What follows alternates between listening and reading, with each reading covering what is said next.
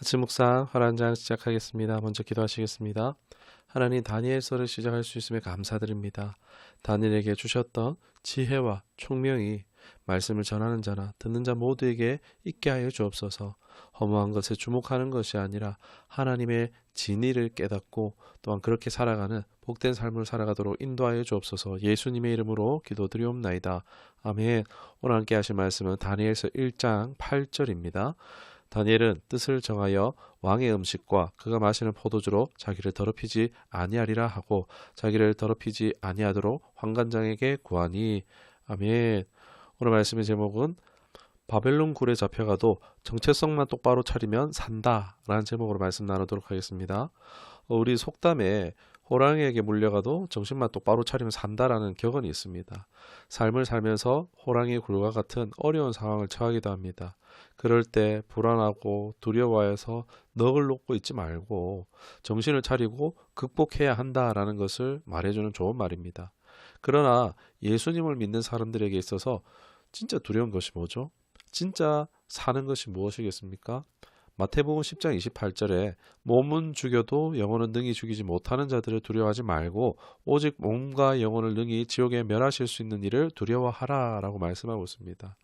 예, 진짜 두려운 것은 호랑이도 무서운 사람도 가난도 질병도 어떠한 상황과 환경도 아니라 우리의 영혼을 멸하실 수 있는 가장 하나님이 두려운 분이시다라는 것입니다.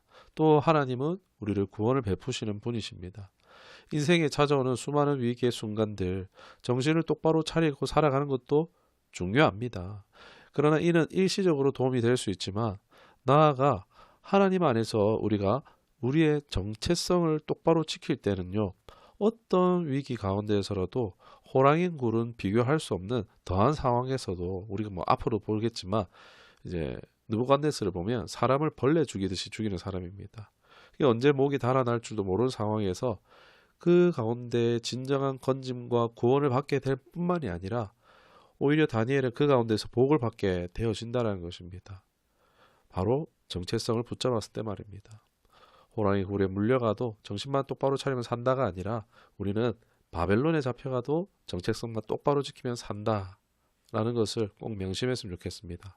먼저 다니엘 1장은 하나님의 경고를 받지 않았던 유다가 결국 바벨론에게 포위되어지고 멸망을 향해 나아가는 장면이 나옵니다. 주전 605년에 1차 포로로 잡혀가는 상황이라 할 수 있는데 앞서 예레미야 선지자를 통해 바벨론에게 항복하라고 했었습니다. 결국 그대로 이제 70년간 포로 생활을 하게 되어집니다. 당시 느부갓네살은 정복한 나라의 유능한 자들을 사로잡아서 자국의 학문을 가르치고 일하게 하는 정책을 펼쳤습니다. 이러한 상황에서 이제 다니엘과 세 친구가 등장합니다. 이들은 비록 포로의 몸이었으나 그저 순간순간 적응하면서 생명 연장을 하려고 하는 것이 아니라 오히려 죽을 각오로 자신의 정체성에 집중하고 있었던 것을 볼 수 있습니다. 아니, 어린 나이에 부모와 고향을 잃고 이방인 땅에 산다는 것 그 자체로 슬프고 고립감을 느끼게 했을 것인데 이제 이름도 이제 변경되고 바벨론 언어로 사용하면서 정체성의 혼란을 더없이 경험했을 것입니다.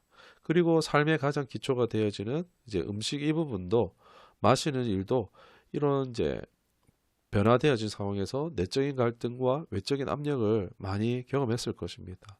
다니엘과 친구들이 음식을 거부하는 것은요, 이제 단순히 식사의 문제가 아니라는 것입니다. 맛있는 음식을 거절하는 참을성을 얘기하는 게 아니죠.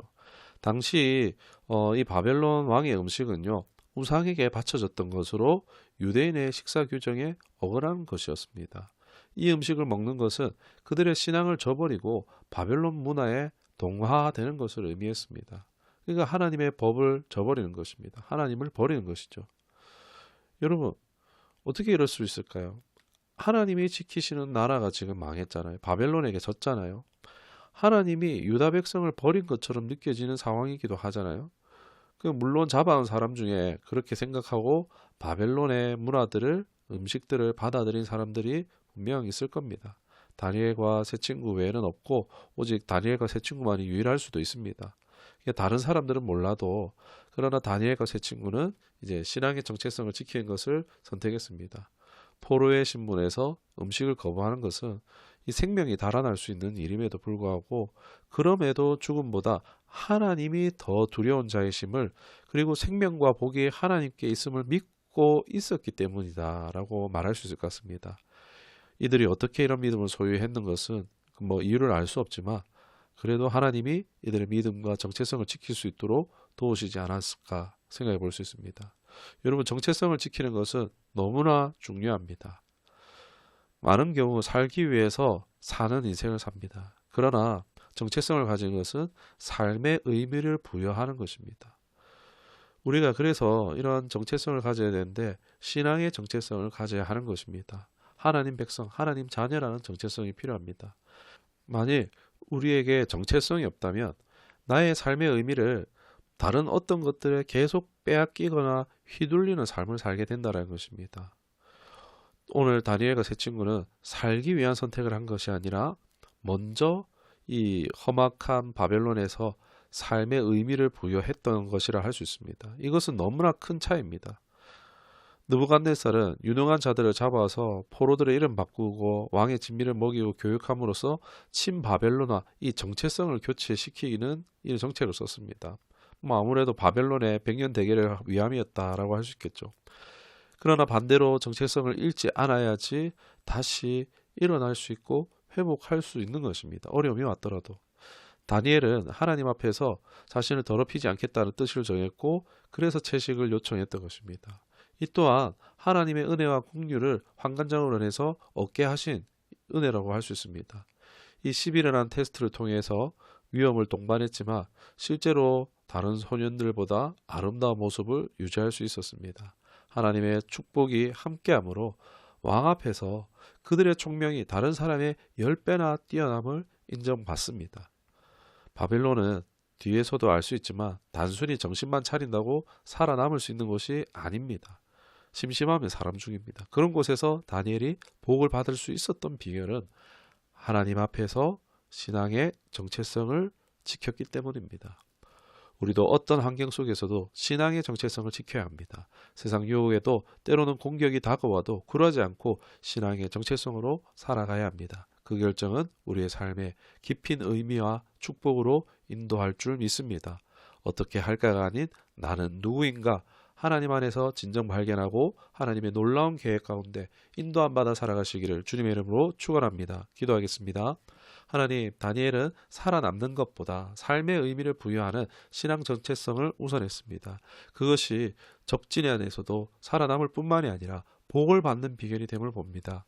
하나님을 경외하는 자들에게는 어디서든 복을 내리십니다. 우리도 육신의 생존을 위해서가 아니라 바른 신앙의 정체성을 찾아서 내 삶의 의미를 부여하며 하나님의 인도함을 받아 보전함을 받고 하나님께 영광을 올려드리는 삶 되게 인도하여 주옵소서. 예수님의 이름으로 기도드리옵나이다. 아멘.